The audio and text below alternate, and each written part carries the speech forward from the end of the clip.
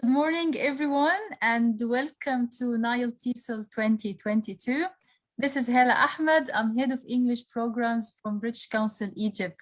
It's my pleasure to be here today with you all, and it's really my privilege to moderate this plenary session for Nicky Hockly. Nicky Hockly is our plenary speaker for day 2 in the conference, and it's my honor to introduce her today.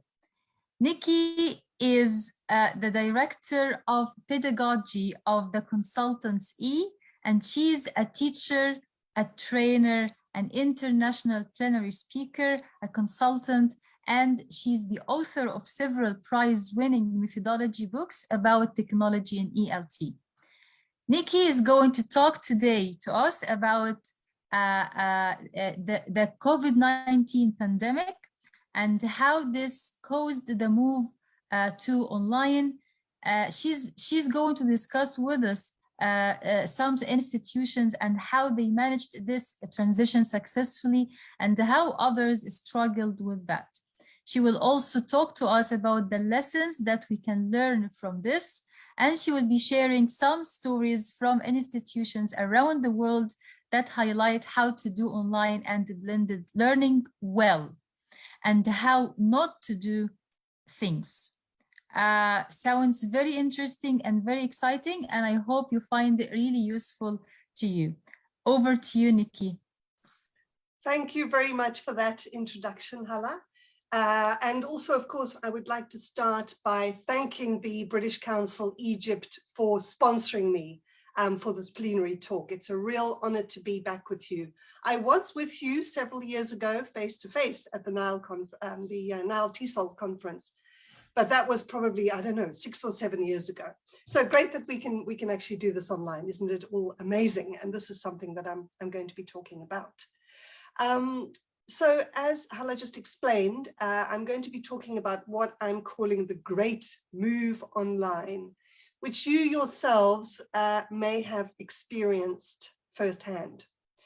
I'd like to also just quickly tell you about my great move online, which actually happened back in 1997, so 25 years ago. I mean, when I count up the number of years, it's amazing. I've been teaching fully online for 25 years, extraordinary. I started in 1997. I was invited to be the academic director of one of the first online TESOL MA programs. It was offered through a consortium of Spanish and Latin American universities. I'm based in Spain, by the way, in Barcelona. That's the Spanish connection. So back in those days, you can imagine an online MA, 1997. I mean, some of you here may not have been born in 1997. Basically, the options were we sent materials, printed materials, to our students it was a total of 7 Latin American countries and around Spain. And then the way we taught it was we used a virtual learning environment called WebCT, which later was later combined with Blackboard. So that was like, you know, the really early days of learning management systems. So that was for asynchronous or not real-time communication. But we also ran I also ran weekly tutorials because I was teaching on the MA as a tutor. Now, the only option back then in 1997 for real-time communication like this was something called Msn Messenger. I don't know if any of you remember that. Basically, it was like WhatsApp, but without any of the multimedia. I mean, just text. So the only way that we could communicate in real time was through texting, essentially, in a group. You can imagine trying to discuss issues like, you know, second language acquisition theory through text. It's not ideal. It's kind of slow, but it was pretty revolutionary for the time. And that was how I moved online and got involved in basically online teaching and training, and also, you know, the application of technology in ELT. But my angle into all of this is as a teacher and a teacher trainer. That experience meant that I was lucky enough to be able to write a couple of books about technology in the classroom, in the face-to-face classroom, but also about teaching online. And these are the books that I've written to date. The one on the top right there is the second edition of our book, Digital Literacies, originally written in 2013. But digital literacies has again come to the forefront, become perhaps more mainstream since the great move online, the recent great move online. And then the bottom right is a book that is going to be published in the next couple of months. So as you can see, technology is really my thing. I'd like to ask you though, what about your great move online? How did that happen for you? Could you just type in the text box?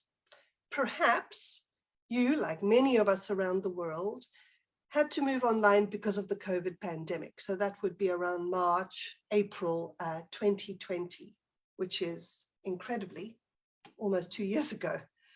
Was that your kind of experience with moving online? Please do share any thoughts in the chat box if you're able to use the chat box. In the meantime, I'm going to move on. Gehan, thank you. Yes, post-COVID, I'm sure this happened to many of us. So if you were one of those people who found yourself perhaps without your consent, suddenly teaching online about 2 years ago with the outbreak of COVID and then the subsequent school and institutional lockdowns, you may have since then found yourself teaching in any of these scenarios. I've got 7 or 6 scenarios there. The first one, of course, is fully face-to-face in the physical classroom. That's what many of us have been doing for decades. We were doing that, and then COVID came along. Another sort of model is this face-to-face rotation that started being used in the pandemic before the lockdowns or just after the lockdowns. A face-to-face rotation would be, for example, let's say you have 30 students, and you have 15 come into class on Monday, Wednesday, Friday. The other 15 come on Tuesday, Thursday. And the days that they are not coming into class, they are working alone at home with asynchronous work. So like homework, you know, maybe working on grammar exercises at home, maybe online, maybe doing essays, whatever, but they're working alone at home. And this face-to-face rotation model was used here in Spain quite a bit in kind of post-secondary education for a while. My own son experienced this for a couple of months. He would go Monday, Wednesday, Friday, and then the next week, Tuesday, Thursday. And then the days that he wasn't in school, in the institution, he would do kind of homework type stuff. So that was one option. The third option was the fully online. So your school closed completely, the building closed, and you either had synchronous or real-time classes, for example, via Zoom or Google Meet or Teams, and maybe or just asynchronous classes. So not in real time, students doing essentially homework at home, maybe via a virtual learning environment, maybe via email, however that was done. The fourth option was the blended option. So we had some face-to-face and some online, not as structured as number 2, as the face-to-face rotation, some kind of mixture. The fifth is hybrid. Now this term hybrid, you may have heard. The original use of hybrid is basically the same as, it means the same as blended, but it seems to have been co-opted in our profession to refer to a very specific type of blended learning. And that is that you have the teacher in the classroom with some students, and then you also have students being beamed in, if you like, via Zoom or via Skype or, by Teams or Meet, Google Meet, whatever it is. So simultaneously you have face-to-face students and online students. So the teacher is essentially teaching 2 spaces at once. You're teaching the physical space and you're teaching the online space. Pretty challenging. If any of you have experienced that, you'll know what I mean. The 6th option is the hybrid rotation, where it's deliberately set up as a hybrid situation. So again, we have the Monday, Wednesday, Friday, people coming to the class, and the other half of the class are being beamed in via hybrid, and then the Tuesday, Thursday, and the other way. So it's a kind of version of the face-to-face rotation, but in a hybrid model. Excuse me. in a hybrid model. So it's more deliberate, if you like, than the hybrid number 5, which works very effectively in when students have to go into self-isolation for a week and then they come back to the classroom and then another student's off and so on. So my question for you is, well, there's another option there, number 7, which I put other, because maybe there's some other scenario that I haven't thought of. And if there is, and that you've experienced it, please put it in the chat. But I think these 6 scenarios pretty much cover what we've been through in the last 2 or so years. Can I ask you, what online teaching scenarios or blended teaching scenarios did you go through or have you been through? Could you just put the numbers in the chat box to give me an idea? I think people have access to the chat box. Yes, I see a couple of people typed in before. All right, Gehan, thank you. You have experience of number 3 and 4. Okay, so fully online and blended.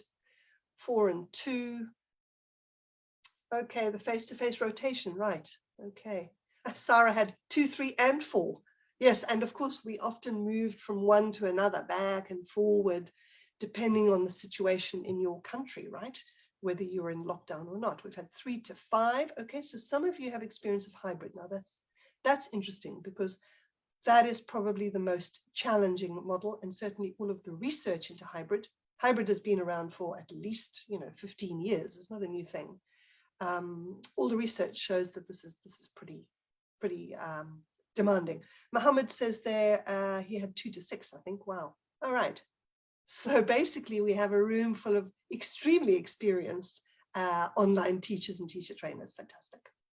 Hybrid is possible for anybody. Yeah. Whether it's done effectively is another question. It's tricky. All right. So I would like to talk to you a little bit about some case studies that I carried out about a year ago. When COVID hit, as you know, everybody was forced online, and then there was that crazy period where everybody was scrambling around. And after about a year of this, about 6 months in, my company, TCE, the consultancy, we started working with a number of schools around the world, kind of helping them with that online transition. So they'd done the kind of mad scramble in the beginning, and the idea was now to have some kind of more principled approach to online and blended learning. So I worked with a number of countries. I also, I interviewed the directors of studies and the teachers from a number of countries, but also I got in contact with schools that I kind of knew had worked with in the past, or I knew the directors and the directors of studies and the teachers, and I wanted to see how they were handling it. And I'm very lucky in the last 35 years that I've been working in EFL to have traveled a good deal for my work. So I do have access to quite a lot of different contexts, which was interesting in terms of being able to compare what's happening around the world. How have people dealt with this great move online? Now that we're in a year and a bit, what's worked less well, and what lessons can we learn from this? So you'll see there the list of countries on the left, covering a really wide range of geographical areas, which was very interesting. In the Middle East, because I know this is Nile TESOL, I was able to speak to an institution in Jordan. But actually, interestingly enough, despite the very different contexts, there were a number of common things that came out. And this is what I want to share with you today. The interesting thing as well about the institutions I was able to speak to is that it was a mixture of high resource, medium resource, and low resource context, because of course there's a massive difference in contexts. If you have easy access to technology and your students have easy access, that's one thing. But if you have very low access to resources and your students have very low access, well, the move online is a different thing. So let's talk about what we found. Oh, sorry, in terms of context, it was also different types of institutions. So private language schools, some small ones and some large chains, also university language departments, which is a different kind of context, and public schools, which is a very different thing, right? Urban and rural public schools in some regions there's a massive difference. So you might have an urban public school, which is high resource, and then in the same country, an urban public school, a rural public school, where students and teachers have almost no access to technology. So the digital divide is not just geographical. There are many considerations. By the way, I see Tanti has put a question there in the chat. Please do put these questions in and I will respond at the end. We'll have about 10 minutes, okay? Right, so what did I speak to these various institutions about? Essentially, I wanted to find out about their technology integration before COVID and then during. What did they do during? And then after. So what had they, once they'd had time to catch their breath, what sort of technology were they integrating? The second area was teachers and students' attitudes to the move online. What did that look like? The third was the kind of support that was offered in the institution, to the institution itself, and also by the institution to teachers and to learners. And you yourself may have experienced, a great deal of support or a little support, or maybe you felt you could have had more. And I'll ask you about that in a minute. From that, schools reported very candidly in the interviews on the successes, so things that went well, and the failures, the things that really did not go well. And everybody learned a lot from the whole process. So, failures are not necessarily a bad thing. As they say, failure is often where you learn most. And then finally, from that, I've pulled together some lessons learned and advice, which I think is applicable pretty much to any context that you may be teaching in at the moment. All right. Before we do that, I'd like to hear briefly about your experience of ERT. So the first question is, what is ERT? Does anybody know? It was a term that kind of was coined during the pandemic. Nobody had heard it before. And then everybody was talking about it. Any idea what ERT is? ERT. Any ideas? While you're typing your suggestions. Sana, almost. Yeah, it's actually emergency remote teaching. So emergency remote teaching. So ERT, or emergency remote teaching, was the moment where, on the Friday, your school closed, and on Monday, you suddenly found yourself teaching online, and there was just no time for anything. You just had to do it the best that you could. Emergency, exactly. So consider your own or your institution's move to emergency remote teaching during the pandemic. And on a scale of 1 to 10, 1 being not so great, 10 being fantastic, how successful do you think the move at an institutional level was to ERT? Put the number in the chat box. Mustafa, thank you. 8, great. So 8 out of 10 is pretty good. Sarah says 6, yeah, so kind of, yeah, okay, just more than okay. We've got 7, 9, 7, 6, okay. All right, so these are over 50%, over the 5 mark, which is pretty good. Mohammed has 9, Mariana has 6. All right, nobody has less than 6. That sounds like your institutions managed quite well. I mean, from what I saw, I think teachers managed fabulously, considering they were often, thrown into this. Institutions, yeah, most of them, it was sink or swim, wasn't it? You just had to do it. Right, thank you very much for that. All right, let me tell you about what I found. Basically, the institutions that had managed this move to ERT, to emergency remote teaching, from pretty much from one day to the next or over a week, they had several things already in place. One of them was they already had some technology resources. So the teachers, for example, had laptops, internet connections, cameras. They were able, maybe good bandwidth. They were able to move online. So that's for the teachers and for the students, of course. That was one thing.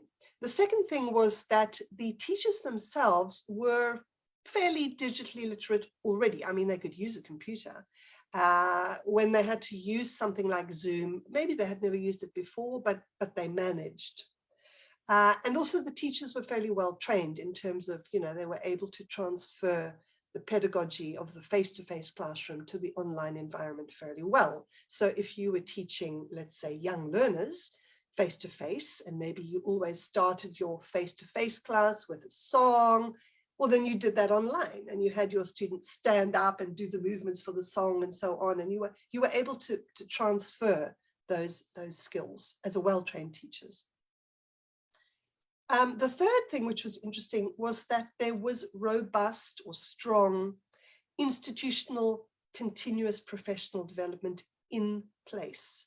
So schools that already had a tradition of continual professional development and support for students, for teachers, were able to continue that into the pandemic, which was a great support, of course. Also, strong management structures and institutional support for the teachers. Clear leadership, this is what we're doing, this is why, this is how, and here's the support. A fifth interesting area that came through in some of the institutions I spoke to was the idea of teacher champions. So that would be a teacher who maybe was a teacher trainer, but was generally a strong teacher, probably experienced, confident with technology, not a tech person, but just confident with technology. And that teacher was able to provide support with peers. So for example, the school would identify this person. Let's say a person called Sarah in the school was the teacher champion. Her hours were cut down, and other teachers could get in touch with her and say, oh, look, my first time with Zoom, I just can't do breakout rooms. Can you just quickly help me? That kind of support. So freeing up a teacher to be a teacher champion and to provide support. Again, important that this is a teacher or a teacher trainer, not the tech department. The tech department could be completely disconnected from the pedagogy, although they may be brilliant with technology. They're not necessarily good teachers or good at teaching people about technology. And then the last point, number 6 here, was that institutions that already had some blended or online teaching experience obviously were far more prepared for this sudden move online. And this is where we saw more success stories. Okay, so from these 6 things, which of them did your institution have before your great move online? And again, you can just put the number in the chat box. So think about back to March, April 2020, that terrible, terrible day where you suddenly had to move online. Which of these things do you think your institution already had in place? All right, Basim had pretty much everything, including teacher champions. Well, that's fantastic. That's great. Ahmed as well also had, they had teacher champions. Mai had all of them.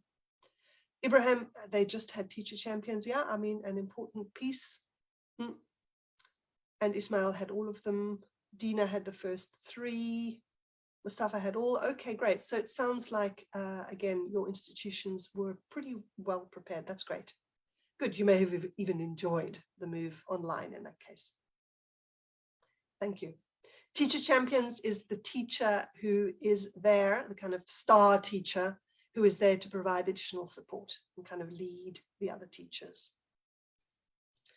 All right, let's take a look at what was a little bit less successful, again, in this move to emergency remote teaching. What some institutions found that their teachers were extremely resistant. Obviously, those who felt less confident with technology were more resistant. The teachers may have been totally unprepared in every way in terms of just familiarity with technology, having the resources at home. But we're also talking about resistant students, right? Students who wanted their face-to-face classes, moved online, and it was like, I don't want to do this. Some schools or private language institutions, for example, found that they lost a percentage of their clients, maybe 10%, maybe 20%. Some schools simply didn't survive. Here in Spain, where I live, we had several very large, very well-regarded private language schools closed down. Maybe they lasted the first 6 months of the pandemic, maybe they lasted the first year, but they just did not make it through. They lost too many students, and the move online just was not good enough, let's say, to to retain all of those students. And again, teaching young learners, the parents, I mean, this was a real issue for them because, you know, the kids were now in an online class, but you can't have a 6 or 7-year-old on their own in the online class, or even younger students. The parent kind of has to be in the room. This is a huge issue, of course. So some language schools found that their dropout rate, or the students that they lost, were often mainly from the young learners department more than from the adults. I've just made a little note there about camels. I thought you might like that one. This is in terms of unprepared teachers. So one of the institutions I spoke to said that one of their problems was that the teachers were not prepared in a way that they were giving a Zoom class like now, but they were doing it on their mobile phone, you know, and maybe they were just wandering around outside. And the person I spoke to in Kazakhstan said, you know, like there was one, he dropped into a class because they were kind of the academic directors were kind of dropping into the Zoom classes to see how it was going. The teacher was outside and there was kind of a herd of camels wandering around in the background, because camels do wander around in Kazakhstan. That really made me laugh. But his point was, you know, this is just not a professional look to be wandering around in your outside and, you know, stuff happening in the background. This is not the look that you want for your teachers. And the students' perceptions are not going to be great.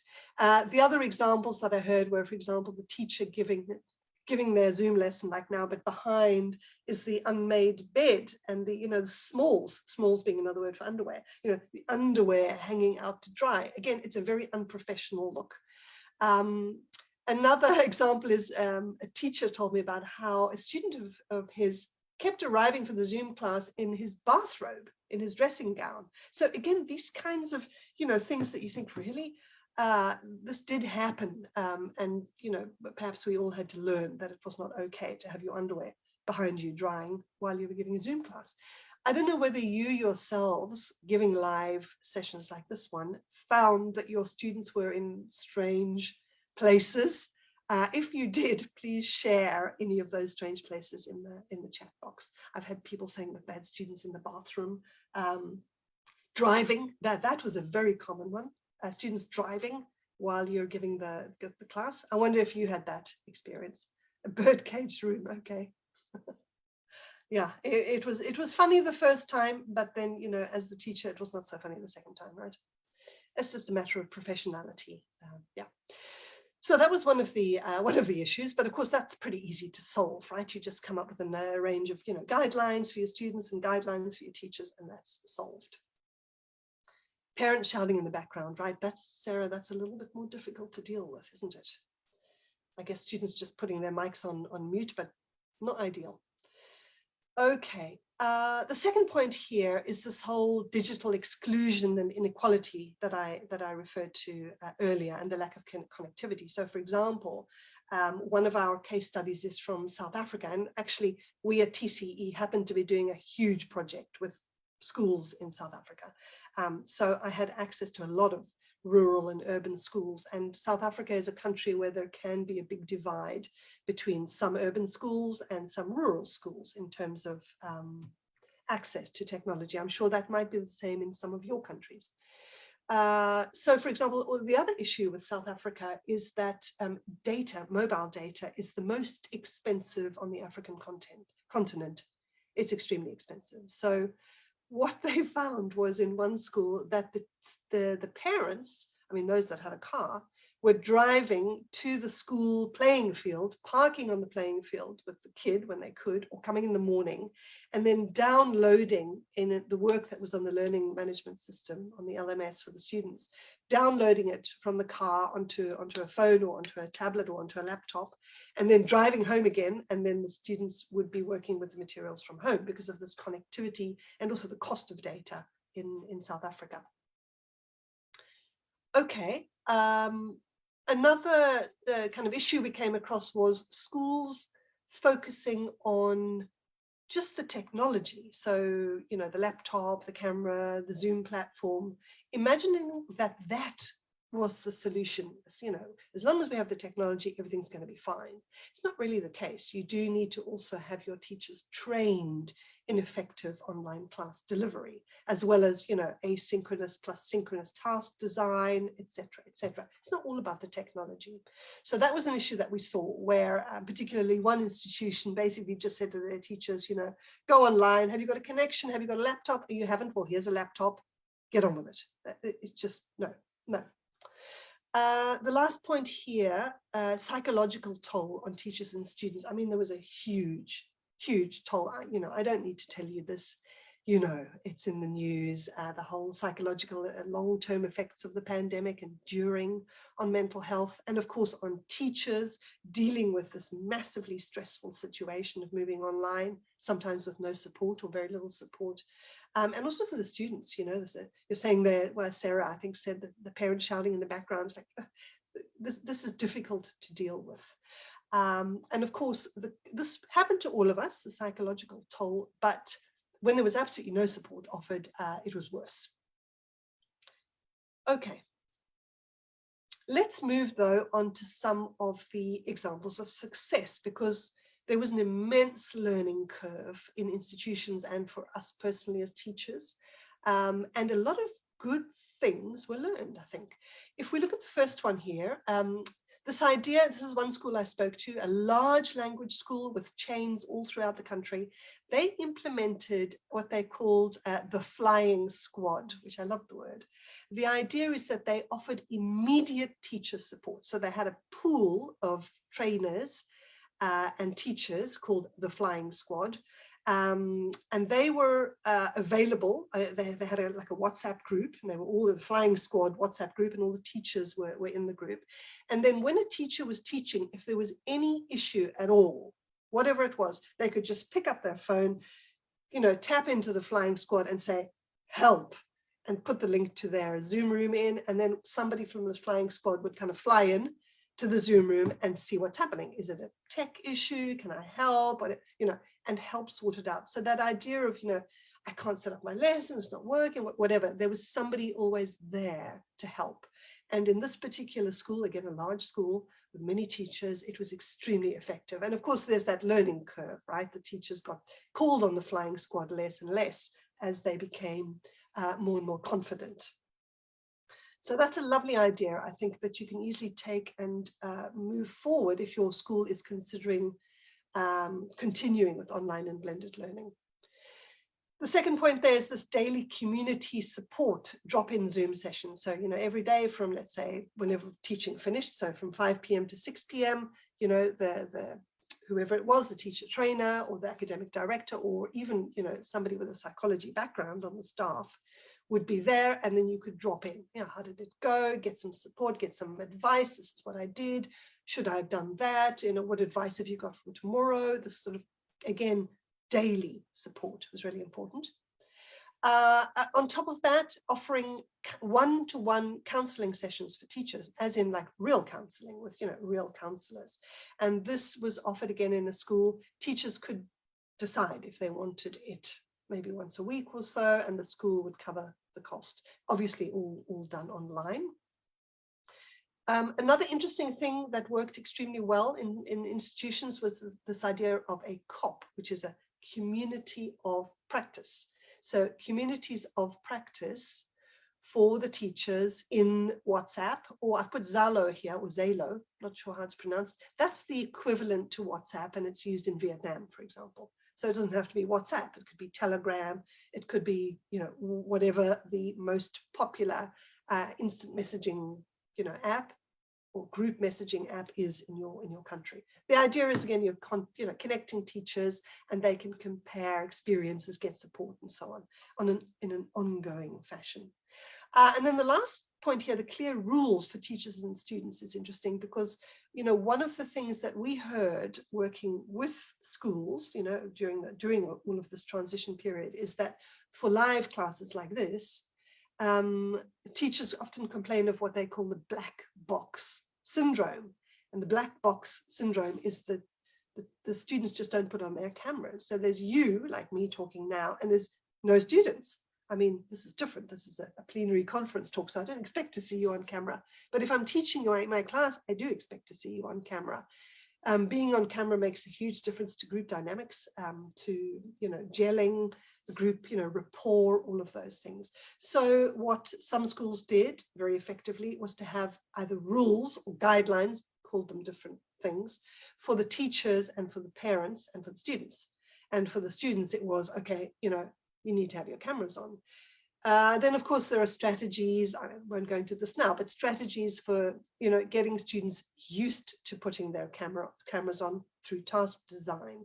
So there's ways that you can mitigate this resistance to having cameras off, and then you have a rule.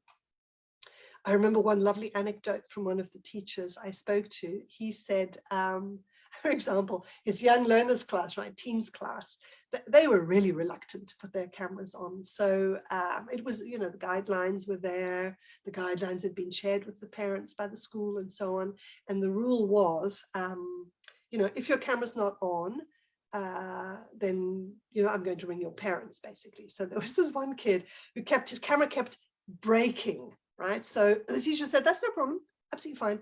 I'm just going to call your mum after the session so I can tell her about it and you can get it fixed. Well, funnily enough, the camera was on within the next 3 minutes. It had magically fixed itself. So those kinds of things are often useful to have in place so students understand these, this is the deal. This is how we do things. Overall, all of these success stories boil down to very strong teacher support strategies, which are essential and not just in online teaching, but going forward for your institutions. Excuse me.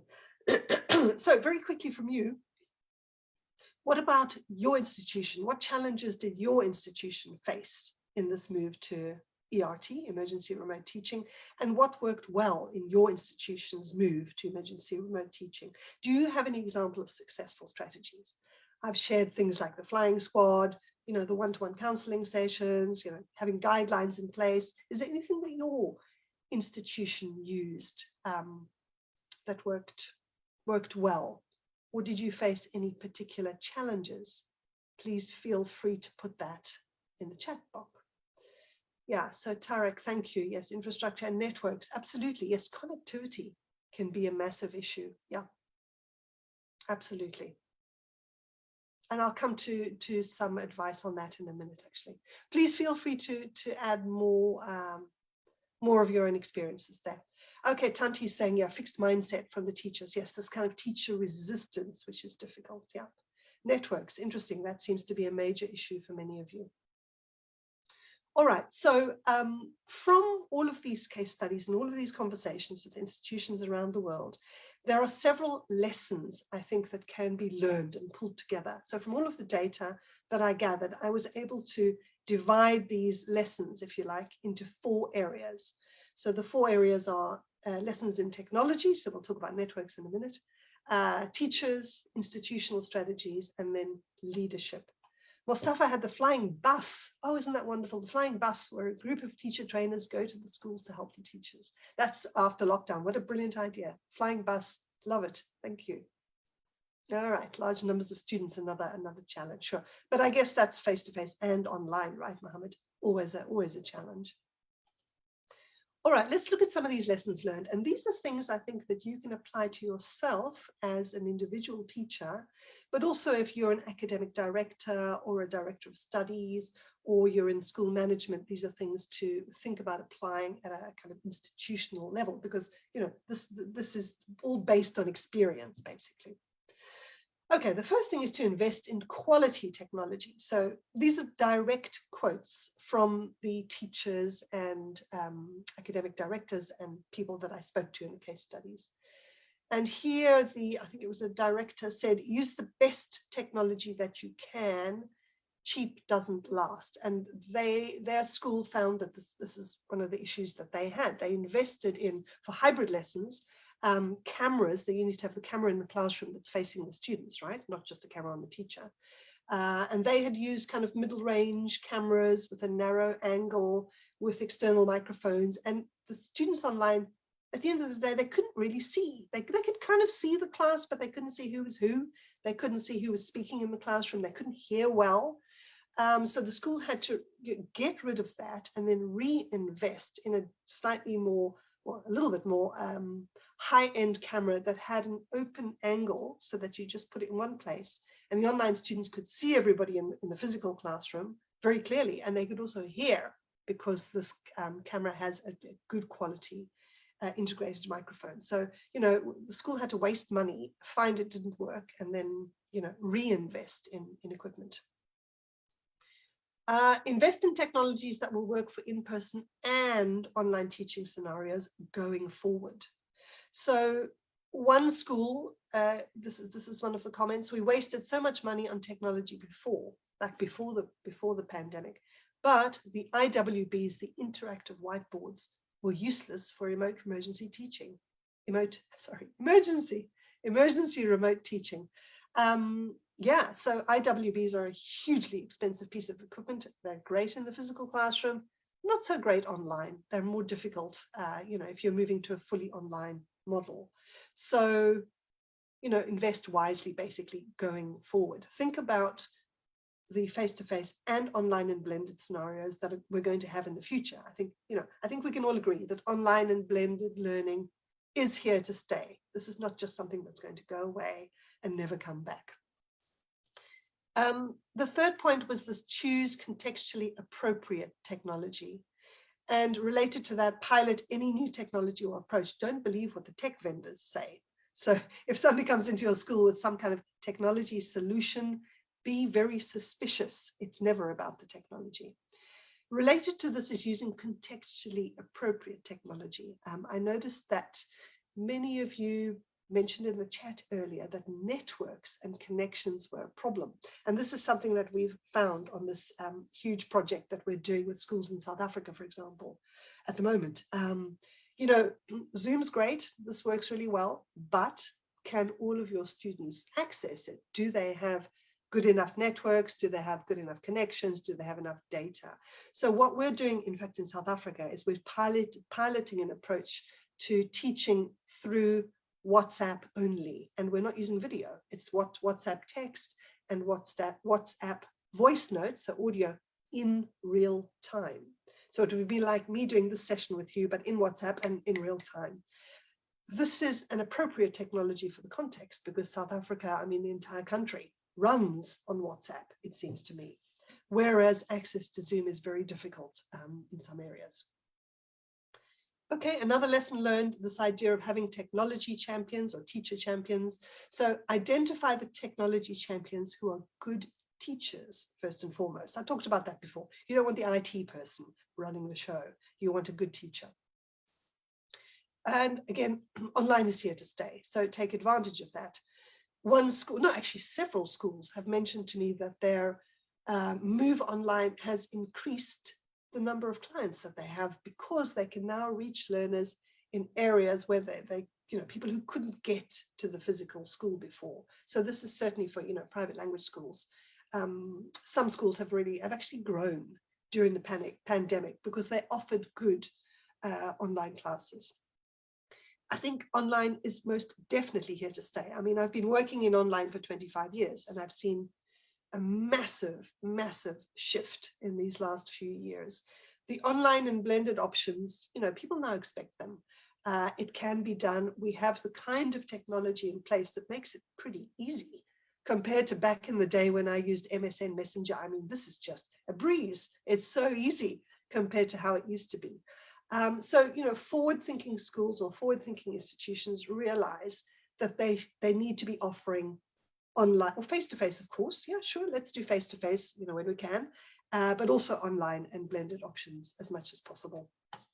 That's pretty much accepted, I think, by most institutions. It's not just the pandemic or the next pandemic that may come along, but, you know, in situations of political unrest, so your students can't get to the school, or natural disasters, you know, flooding, earthquakes, whatever it might be, schools close. So this option to move online is not just about pandemics, really. All right, some of the lessons learned about the teachers are interesting. This is a quote from one of the teachers I spoke to, and that is, you can provide ongoing and extended CPD because now you can do it online. So schools that used to run their CPD program face-to-face only now run it maybe still face-to-face or some face-to-face, but they can offer more CPD and run it online. So that's kind of opened possibilities for continual professional development. Another quote here from a teacher: training for the teachers must include technology, the pedagogy, and well-being. I thought that was a really interesting quote. Sure, technology, we all had to learn how to use Zoom and the LMS and Edmodo, or whatever it was. We had to learn the pedagogy, like how to integrate that technology with effective lesson planning and effective lesson delivery, and this whole well-being side, which I think was maybe ignored to an extent and has come to the forefront now, before the pandemic and during and after.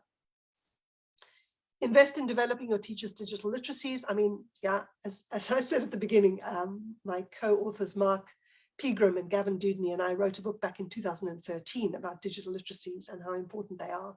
And I think it's even more important now. There's no argument to say that teachers don't really need to be digitally literate. That teachers do, students do. You need to be digitally literate to function in the world these days. So I think that's a no-brainer, as they say in the States.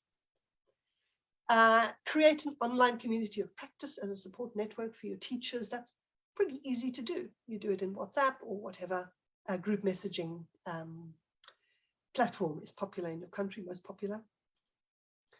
And then this is interesting. The schools that had been working with hybrid found it challenging. Hybrid is hard. Get only your best teachers doing it and let them choose to do it. One school that I spoke to, they used hybrid for almost a year. They piloted it first with about 5 classes, huge school, 5 classes. And then they rolled it out during, here in Spain, we went in and out of lockdowns. Well, many countries were the same. Students were confining, self-isolating, and they ran it for a year. And then they did a whole evaluation of the pilot. And a large number of teachers and students said, we don't want this. We want either face-to-face or fully online.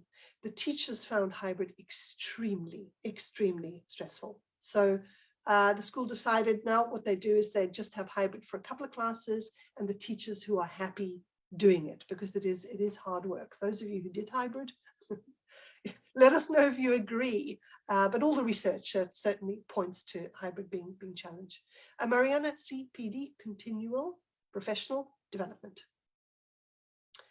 Okay, lessons learned about institutional strategies.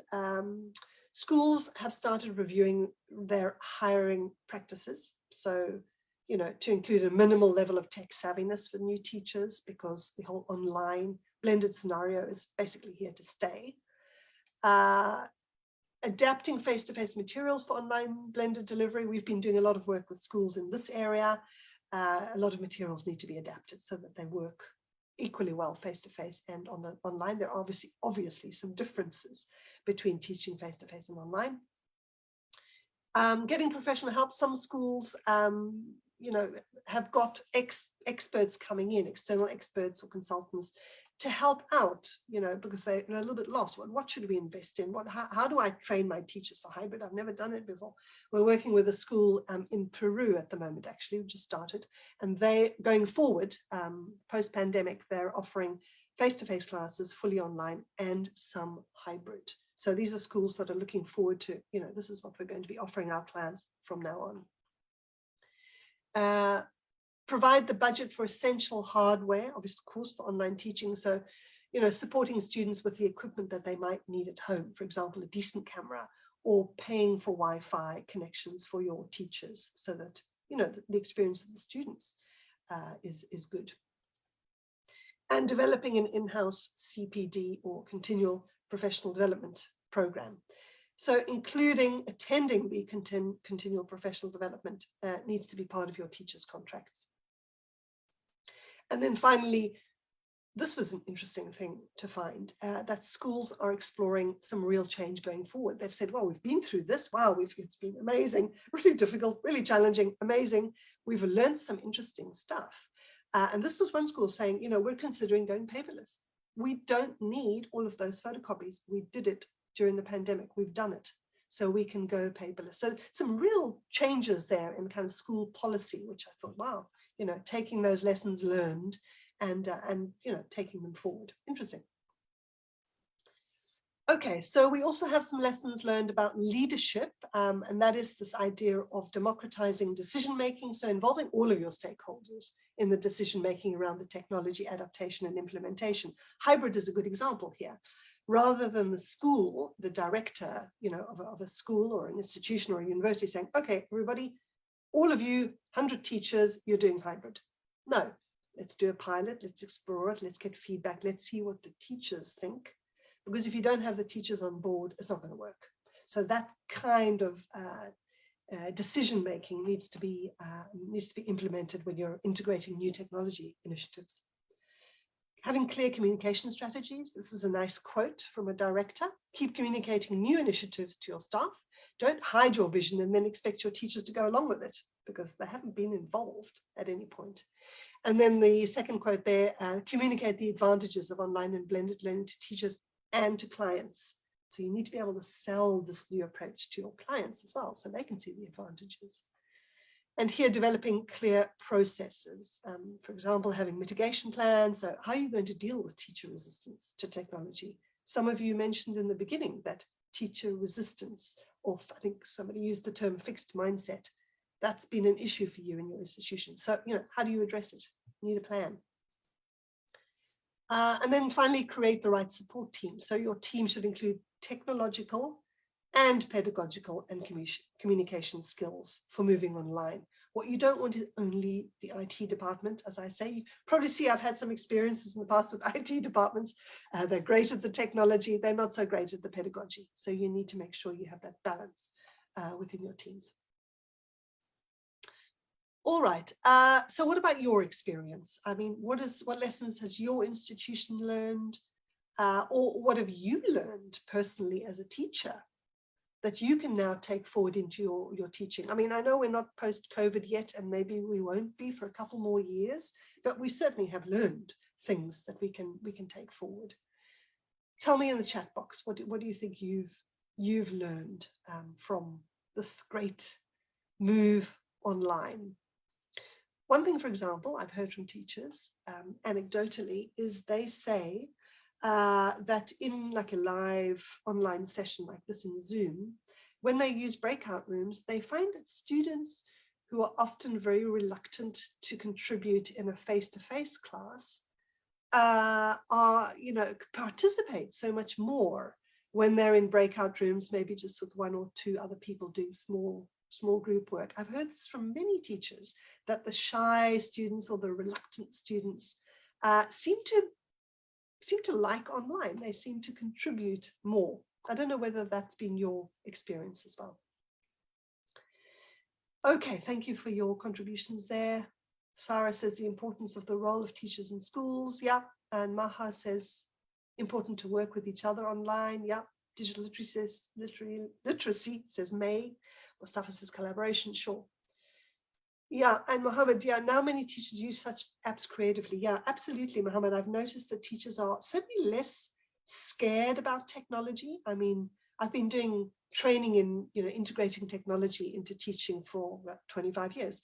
And in the old days, teachers were often very resistant, oh, I can't, no, it's just too difficult, I can't do it. Nobody's stuck on the technology anymore. Everybody's like, oh, okay, it wasn't that difficult after all. I managed the technology. It's the pedagogy part that is, I think, more challenging. Okay. All right. Just before we move on to questions, I want to thank the schools and teachers and directors who contributed to this case study. You'll notice that Jordan is missing there. I didn't get permission from Jordan. They preferred not to be named as one of the contributors, which is fine. So I have the permission of all of these people to say a public thank you. So thank you to them. And I think we have just about 8 minutes left for any questions from you. So I'll hand over to, is Hala going to, Hala, are you going to moderate? Yeah. Hi, I'm still here. Thanks very much, Nicky. That was absolutely interesting and incredibly useful. I enjoyed it. And I actually liked the fact that, your content and your stories and case studies were organized in a way that can be simply followed and can be simply digested. So it was like, to me, it was like a very interesting, simple summary of what happened in the past 2 years. And the main takeaways on different levels, on the institutional level, leadership level, teacher and the CPD level, and other stuff. So thank you very much for this. It was really, really useful. I could really capture some questions from the chat box. Let me ask you them very quickly. We had a question from Tanti Sri. How do we encourage teachers to use online platforms when they teach online so that the students will be engaged in the lesson? Oh, that's a big question. Yeah. Indeed. Actually, well, since the pandemic, because we've been working online for many, many years ourselves, and we do a lot of online training about how to teach online effectively. So I find that I've been running a lot of training sessions, and the title of the session is How to Engage and Motivate Your Students in Live Online Classes. This seems to be the issue for teachers. How do you engage your students in an online live class like in Zoom or Teams or Google Meet? Yeah, I think there are 3 things to keep in mind. The first one is effective task design. So by that, I mean designing tasks that actually involve your students. Rather than me, lecturing you about the past tense, we need to have students doing things. So effective class design must include opportunities for student interaction. It's absolutely essential. For example, at least if you have a 55 or a 45-minute lesson, let's say 45 to 60-minute lesson, you want to have at least one breakout room task. And if you're going to use breakout rooms, because you've got to set up the task and then you have to kind of put everybody into the breakout rooms. That takes time. In a class, you just say pairs, pairs, pairs, pairs. Online, it's slower. You put them into the breakout room, they start doing the task, and then you're going to move around, right, to each breakout room. It takes time for you to go in, to go out, to go in, to go out. So if you're going to set up a breakout room task, make it last more than a couple of minutes, right? So that there's some sort of, meat in there. So that's one thing, is effective online task design. The other one is effective structuring of your lesson. So making sure that you have, an introduction, a kind of maybe an agenda so they know where they're going.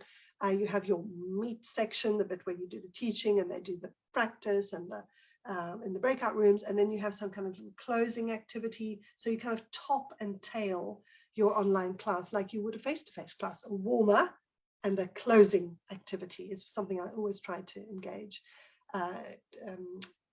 Always try to include. And another secret, I think, for engaging students, and somebody asked this earlier in the chat I saw, is the whole cameras issue. How do you make sure that you don't have the black box thing going on all the time, that your students actually turn on their cameras? Well, we already discussed earlier one way, which is to have guidelines.